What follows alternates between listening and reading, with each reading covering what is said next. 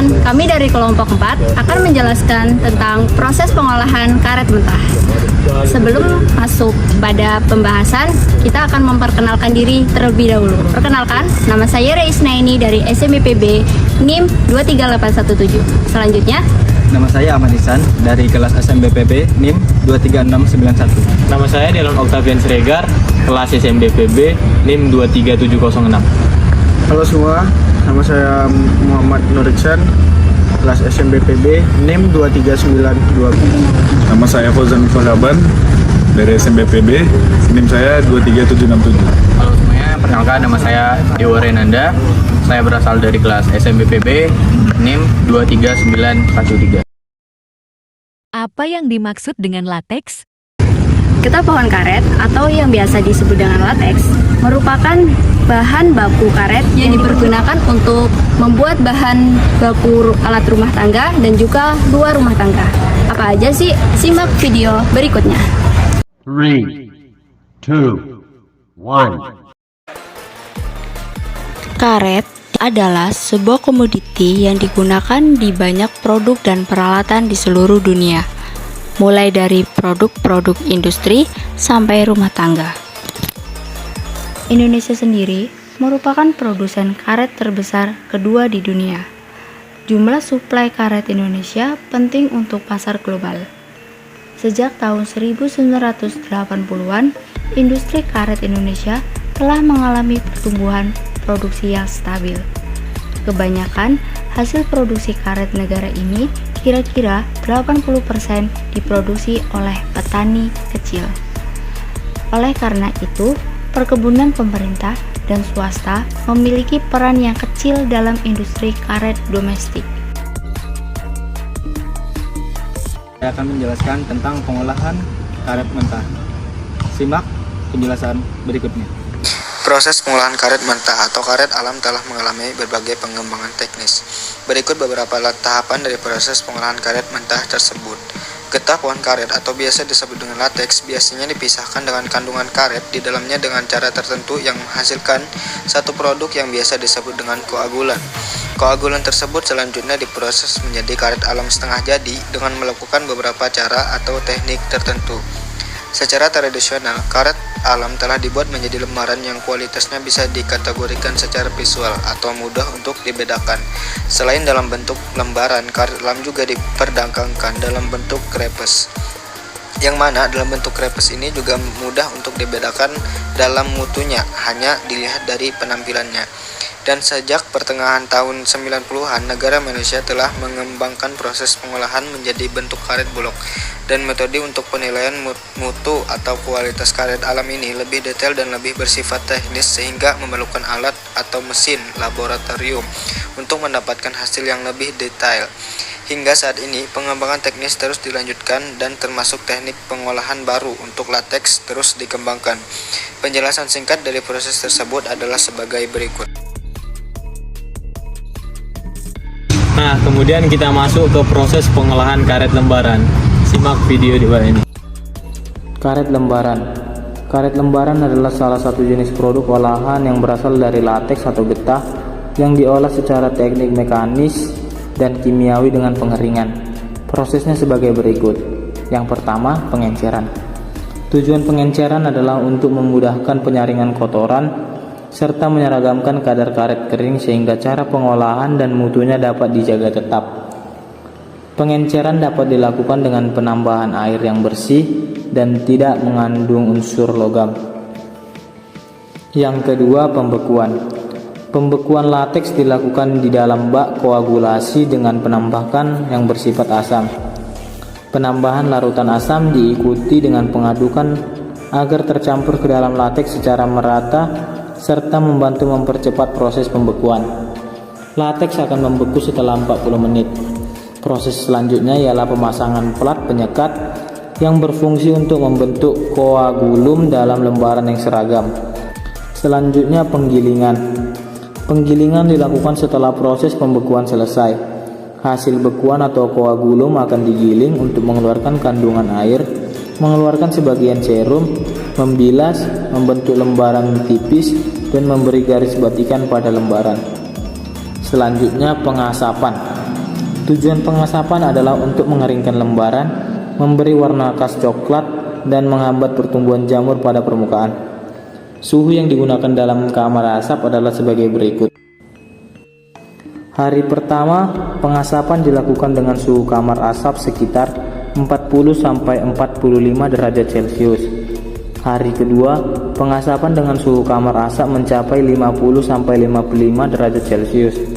Hari ketiga sampai berikutnya, pengasapan dengan suhu kamar asap mencapai 55-60 derajat Celcius. Yang terakhir, sortasi.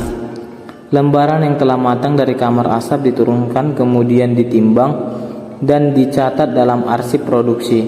Proses sortasi dilakukan secara visual berdasarkan warna, kotoran, gelembung udara, jamur, dan kehalusan gilingan yang mengacu pada standar yang terdapat pada SNI 06 sampai 0001 sampai 1987. Secara umum lembaran diklasifikasikan dalam mutu.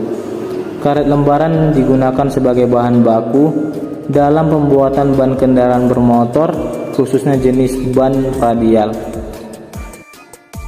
Saya akan menjelaskan tentang pengolahan krepes karet. Selanjutnya, krepes. Karet dalam bentuk krepes diproses baik dari lateks maupun dari hasil mangkuk karet. Metode tradisional pengolahan karet untuk menghasilkan karet krep mirip dengan karet lembaran. Langkah tambahan penting dalam membuat karet krep adalah penghapusan pigmen karotenoid kuning dalam lateks. Selain itu, lateks digumpalkan dengan proses koagulasi yang bertahap, yaitu tahap pertama adalah menghasilkan produk yang stabil. Tahap kedua biasa disebut dengan fraksi. Di proses ini, bahan baku kuning diolah menjadi krep warna pucat, di mana krep memiliki kelas yang relatif rendah. Gumpalan karet alam yang terbentuk kemudian dicuci dan dimasukkan ke mesin roll berputar dengan kecepatan yang berbeda dan menghasilkan atau memproduksi karet alam menjadi krepes tipis. Krepes yang dihasilkan kemudian dikeringkan baik dalam ruang pengeringan panas atau dikeringkan pada area terbuka. Karet krepes adalah lateks yang digumpalkan yang digulung dalam lembaran berikut dan biasanya digunakan untuk membuat sol, sepatu, dan sepatu boot.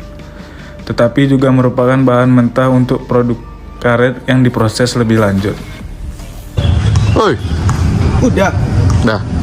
Nah, selanjutnya saya akan menjelaskan tentang blok karet. Check it out. Blok karet.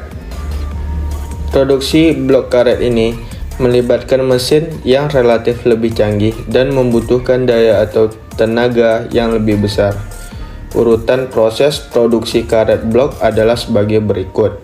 Yang pertama, lateks yang dikumpulkan dari beberapa sumber atau lokasi yang berbeda pertama-tama dicampur dalam suatu tangki besar.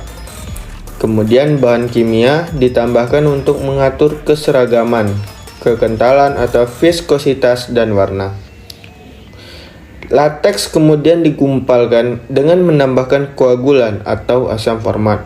Gumpalan lateks yang terbentuk kemudian diolah menjadi potongan-potongan kecil yang teratur dan memiliki kondisi fisik yang sudah diatur atau diharapkan. Proses pengolahan ini melewati beberapa tahapan dan kondisi tertentu, seperti proses penghancuran atau penggilingan hingga menjadi remah-remah, melewati mesin hammer mill yang kemudian masuk ke proses penggilingan melalui mesin extruder. Dalam beberapa kasus, karet remah-remah tersebut mendapat tambahan minyak yang bersifat tidak menyatu atau tidak kompatibel, di mana hanya berfungsi sebagai pembasah atau wetting saja. Pada kondisi tersebut akan dilakukan proses pengeringan dengan menggunakan udara panas. Karet kering yang dihasilkan akhirnya dicampurkan Biasanya dilakukan dengan menggunakan proses tekanan hidrolik dan kemudian dilakukan pembungkusan dengan menggunakan plastik untuk mencegah terjadinya adesi atau lengketnya antara karet blok di peti. Karet mentah yang telah diproduksi dengan salah satu metode pengelolaan selanjutnya akan menjadi produk karet setengah jadi. Produk ini selanjutnya akan dikirim ke pabrik produksi barang jadi yang akan menghasilkan barang siap pakai untuk keperluan kehidupan sehari-hari. Baiklah, demikian penjelasan yang dipaparkan oleh kelompok kami. Saya di sini akan memberikan beberapa kesimpulan tentang produksi pengolahan karet mentah. Melihat perkembangan baik dari segi konsumsi maupun produksi karet di dunia, dalam tahun-tahun mendatang dipastikan masih akan terus meningkat. Indonesia merupakan penghasil karet sekaligus sebagai salah satu basis manufaktur karet di dunia. Tersedianya lahan yang luas memberikan peluang untuk menghasilkan karet alami yang lebih besar lagi dengan menambahkan areal perkebunan karet. Tetapi, lebih utama dari itu, produksi karet dan alam bisa ditingkatkan dengan meningkatkan teknologi pengolahan karet untuk meningkatkan efisiensinya. Dengan demikian, output yang dihasilkan dari input bisa lebih banyak dan menghasilkan material sisa yang semakin sedikit. Meskipun pasar karet alam lebih sedikit dibandingkan dengan pasar karet sinetik, namun produksi maupun konsumsi karet alam masih cukup besar. Salah satu kelebihan dari karet alam antara lain dilihat dari segi kestabilan harga yang tidak terpengaruh secara langsung oleh harga minyak dunia. Tidak demikian halnya dengan harga karet sinetik yang terkena dampak langsung oleh kenaikan harga minyak dunia yang terjadi belakangan ini. Pada tahun 2005, perdagangan karet Indonesia mengalami surplus sebesar 2,9 juta US dollar, di mana nilai ekspor lebih besar dibandingkan nilai impor. Potensi surplus ini masih bisa naik lagi mengingat kebutuhan karet dunia yang terus meningkat. Ditambah lagi apabila didukung pengurangan volume impor karet dengan tercukupinya kebutuhan karet dalam negeri.